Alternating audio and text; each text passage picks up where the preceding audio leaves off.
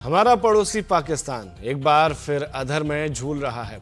दरअसल वहां की नेशनल असेंबली को भंग कर दिया गया है। पाकिस्तान के वजीर आजम शहबाज शरीफ की सिफारिश पर राष्ट्रपति आरिफ अलवी ने बुधवार को असेंबली भंग कर दी। वहां चुनाव का माहौल बनाया जा रहा है, होगा या नहीं ये वक्त तय करेगा, क्योंकि मौजूदा सरकार भी तो ऐसी ही बनी थी बिना चुनाव के।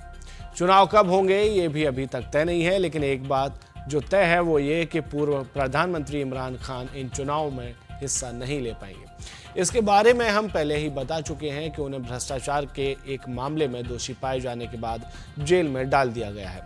अब सवाल ये है कि वहां पर सरकार नहीं तो क्या होगा, कैसे होगा और कब होगा, तो उस पर भी बात कर लेते हैं।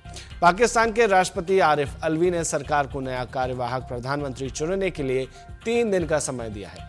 3 दिन के भीतर शहबाज शरीफ की सरकार को कार्यवाहक प्रधानमंत्री का नाम राष्ट्रपति को देना होगा।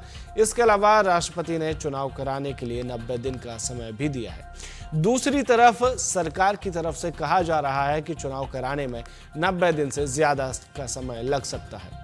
बात अगले साल तक भी जा सकती है। गौर करने वाली बात है कि ये बात सरकार ने कही है, वहां के इलेक्शन कमीशन ने नहीं। भारत होता तो शायद ये बात इलेक्शन कमीशन कहता। राजनीतिक चक्रव्यूह में फंसी शरीफ सरकार चुनाव टालने पर जोर दे रही है, क्योंकि वहां बढ़ते तालिबानी हमले, गड़बड़ सुरक्षा व्यवस्था और राजनीतिक चुनौतियों का अंबार लग चुका है। इन सब के बीच में आर्थिक अस्थिरता भी अपने चरम पर है। कुछ दिन पहले तो हालात ये थे कि लोग एक बोरी आटे के लिए जानलेवा संघर्ष कर रहे थे। हालांकि अब ऐसी खबर कम आ रही है, लेकिन याद रहे सिर्फ खबरें कम आ रही हैं, हालात अभी भी सामान्य नहीं है। पेट्रोल से लेकर सब्जियां तक सबके दाम आसमान छू रहे हैं। ये सब बात कर ही रहे हैं तो थोड़ी सी बात पिछले चुनाव की भी कर लेते हैं। वहां आखिरी चुनाव 2018 में हुए थे, जिसमें इमरान खान की पार्टी पीटीआई ने सबसे ज्यादा सीटें जीतकर सरकार बनाई थी, लेकिन दोबारा आम चुनाव आते आते सेना से उनका टकराव शुरू हो गया। नतीजतन पाकिस्तान के खाते में एक और ऐसी सरकार रिकॉर्ड हो गई जिसने कार्यकाल पूरा नहीं कर पाया और रिकॉर्ड भी टूटने से बचा लिया। जानकारी के लिए बता दें कि पाकिस्तान में आज तक कोई भी सरकार अपना कार्यकाल पूरा नहीं कर सकी है।